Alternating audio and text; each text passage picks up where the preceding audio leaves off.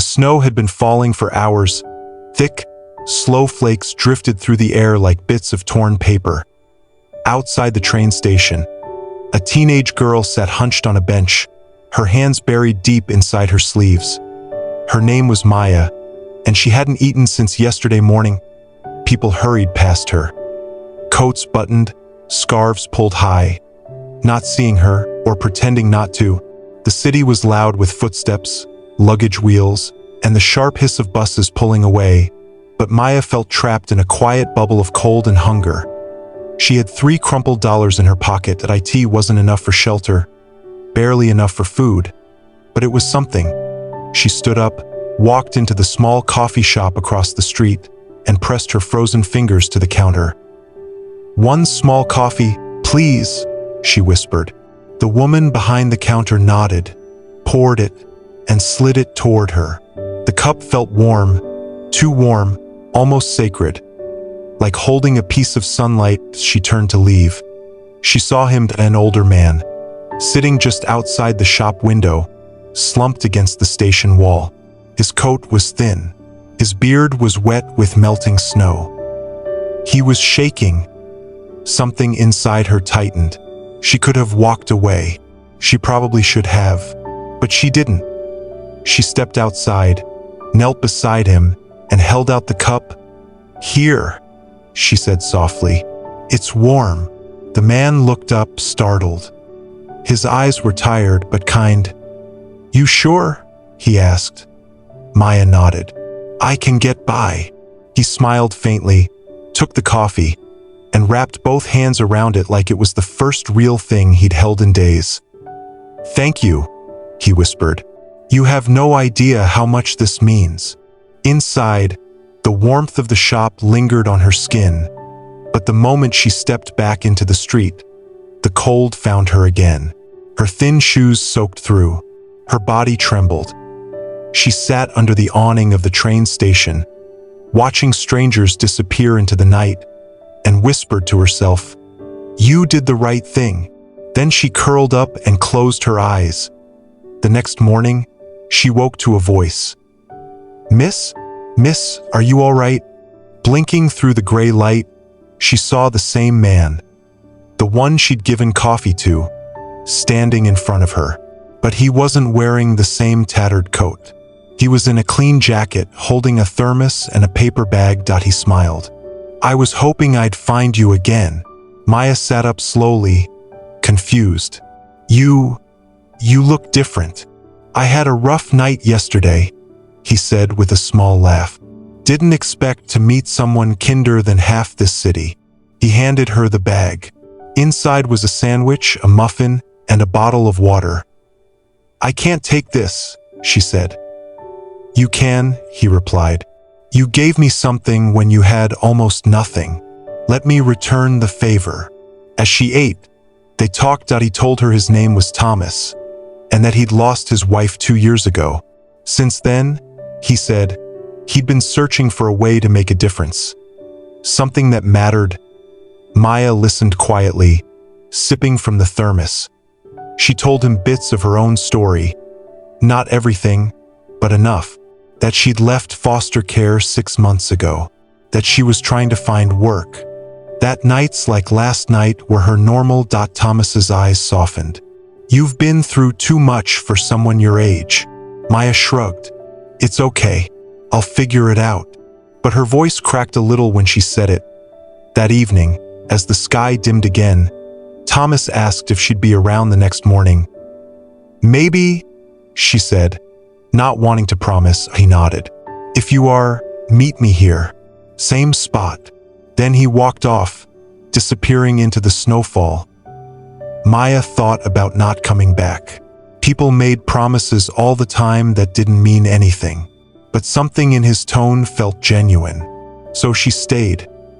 The next morning, she waited by the bench. Snow crunched under her shoes. Her breath fogged in the cold. Then she saw him again. But this time, he wasn't alone. A black SUV pulled up beside him. 2 people in warm coats stepped out. One carried a folder.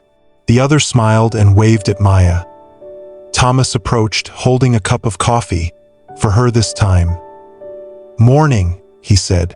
"I told you I'd come back." Maya smiled, though confusion flickered in her eyes. "Who are they?" He glanced at the others. "They work with me." "With you?"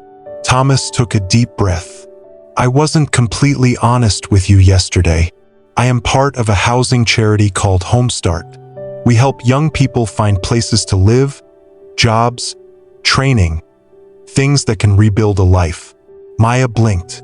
"Wait, you're saying you're not?" He smiled softly. "Homeless? Not exactly, but I was testing something. I wanted to see if kindness still existed in this city without anyone knowing who I am." Her mouth fell open slightly.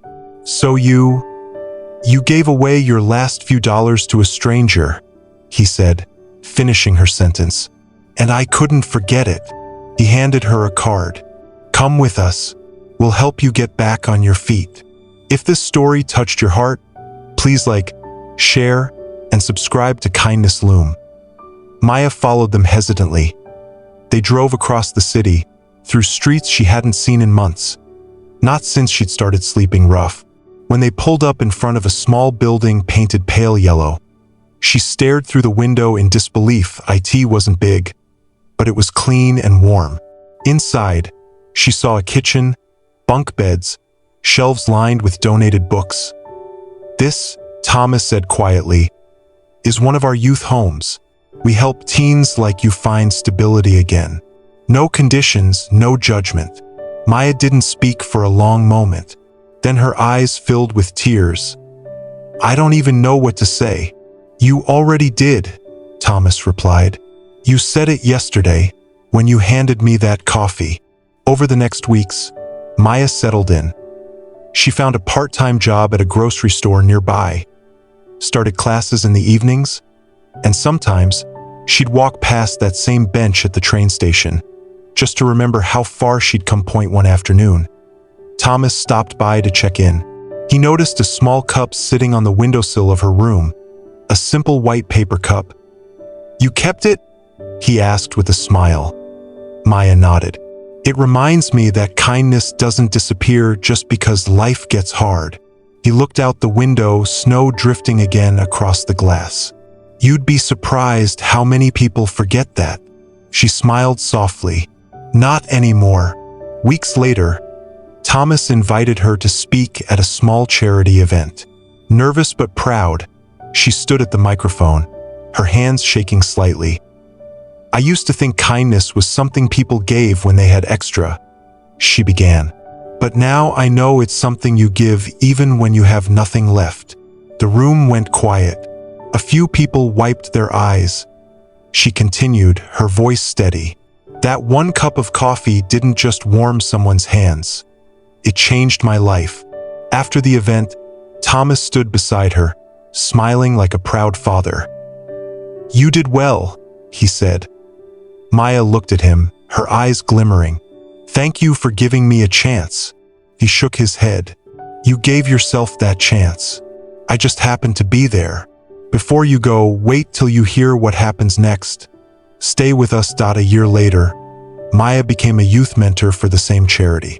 Every Friday night, she visited shelters and train stations with a thermos of coffee, handing out cups to anyone who needed warmth. One evening, a man sitting in the cold looked up at her and whispered, "Why are you doing this?" Maya smiled.